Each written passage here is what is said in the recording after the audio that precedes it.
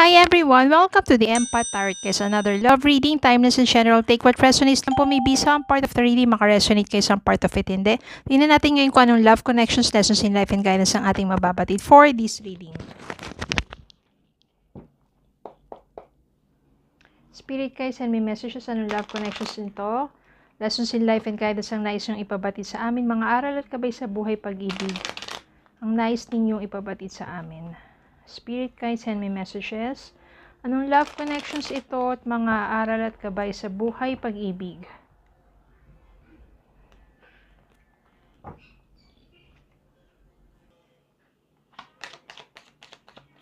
Spirit guides, send me messages.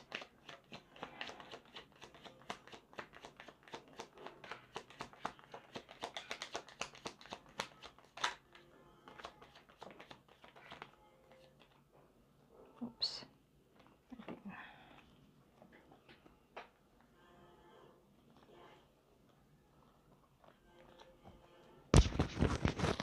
Knight of Swords. Page of Wands. Four of Wands. Seven of Pentacles. Page of Swords. Five of Swords. Hermit. Two of Pentacles. Page of Cups. The Lovers.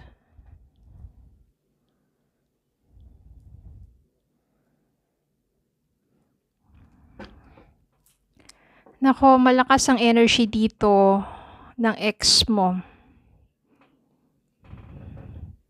Yung Five of Swords dito, maaring ito yung nangyari sa inyo before.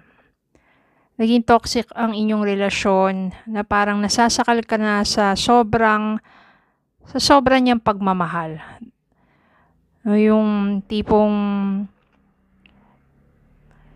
kailangan mo ipaalam lahat ng kilos mo at yung pupuntahan at sino yung makakasama mo, sobrang possessive, na naging toxic na, naging negative obsession na yung dating. Maaring yun yung talagang dahilan ba't naghiwalay kayong dalawa. Pero may mga times din na yun, tinanong mo sa sarili mo mahal mo naman yung taong yun.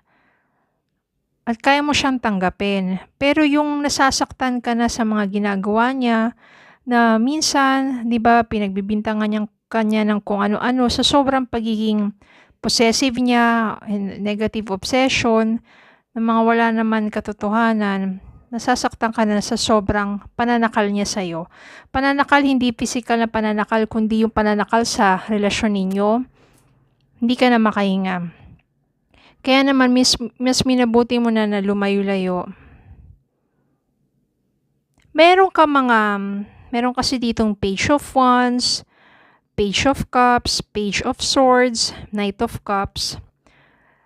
Meron kang ibang sa inyong pagkakalayo, meron ibang mga person na maaring lumalapit sa'yo, merong interest sa'yo, may paghanga sa'yo, naniligaw sa'yo. Pero itong person mo, siya pa rin yung tunay na nasa loob ng puso mo. Siya pa rin yung someone na talagang nais mo makasama. Siguro talagang dinadalangin mo lang na itong taong to magbago. Magkaroon ng tiwala sa'yo. Maging secure sa sarili niya, hindi yung insecure na lahat na lang ay pinagseselosan. Pinapanalangin mo na itong taong to magbago.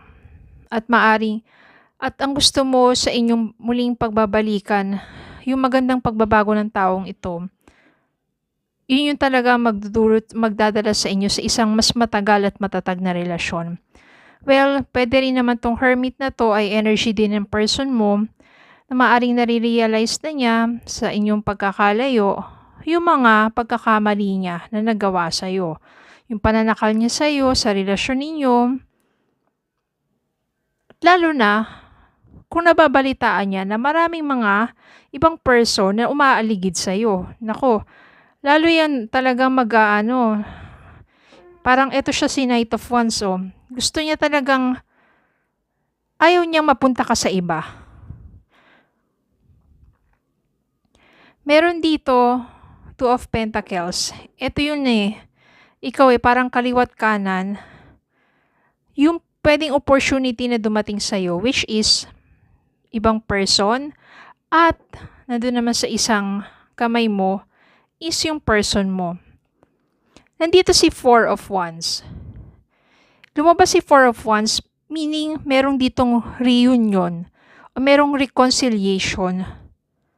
Maaring ito na yung person mo kasi siya pa rin naman ang gusto mo kaya maaring hindi mo pinapansin yung iba, siya pa rin yung gusto mo, magkakaroon kayo ng reunion or reconciliation, mapapag-usapan ninyo na i-work out ninyo ang inyong relasyon. Yung Seven of Pentacles dito is gawin ninyo ang lahat to work things out between the two of you. At maaring mapapagtagumpayan nyo yan kasi lumabas si The Lovers dahil kayo pa rin naman talaga ang tunay na nagmamahalan.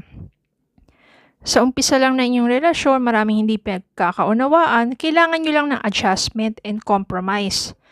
Kailangan nyo magkompromiso sa isa't isa upang sa ganon at mag-adjust sa isa't isa para mas ma-workout ninyo ang inyong pagsasama. Hindi yung isa lang ng isa ang bigay, isa ng isa ang take, diba? Kailangan is a two-way relationship at yun ang aring mangyayari kasi nandito si Seven of Pentacles, gagawin niyo ang lahat, iba't ibang mga paraan in order for you to reunite, to work things out between the two of you sa inyong mga pagkakamali, pagkukulang, o kaya yung mga nagawang hindi maganda, isasaayos ninyo ang inyong takbo ng inyong relasyon. At mag-uuwi rin naman na magiging kayo. Maaring sa pagkakataong to, mas matindi na yung inyong pagmamahal sa isa't isa at mas matindi na rin yung respeto at pangunawa sa isa't isa at suporta sa isa't isa. At nandun talaga yung pagmamahal. Kaya nga, The Lovers. So sa bandang huli, kayo pa rin naman. Dumating lang yung time na challenges or trials sa inyong relationship in order for each one of you to realize yung mga bagay-bagay at para sa magandang pagbabago. Kaya nga sinasabi, magtiwala lang sa proseso kasi sa mga panahon minsan na magkahiwalay kayo, yun yung mga times na nakakapag-isip-isip and to realize at nandun na rin yung maraming lessons kasi na matututunan At maaring pag binigyan ulit kayo ng pagkakataon na ipaglaban yung pagmamahalan, muli kayo magkakabalikan, mas maayos na at kayo pa rin naman talaga. You really love each other. At wala namang imposible, lalo na kung para talaga sa inyong dalawa, itinakda ang tadhana. Diba? Maniwala lang kayo. Maybe it takes time. You have to trust the process.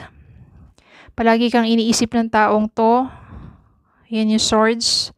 Ayaw niya mapunta ka sa iba. Na-realize na niya yung ginawa niyang pagkakamali. Marami na siya natutunan. Sa inyong muling pagbabalikan, magiging maganda ang inyong pakikitungo sa isa't isa. Okay, just believe. Nothing is impossible. When you always pray for that person, kahit minsan parang nasaktan ka ng taong yun, ipagdasal mo na lang siya. Do not take revenge sa mga taong na nakapanakit sa inyo. Manatili kayong mabuti at pagdasal nyo na lang yung taong yon. At malay nyo naman, diba, paglipas ng panahon, yung taong yun ay mamulat na, magbago, at muling magbalik sa inyo. Okay, so yun lang po. Maraming salamat po for watching. Please don't forget to like, share, comment, subscribe, follow me on Facebook and TikTok. Have a good day po and God bless.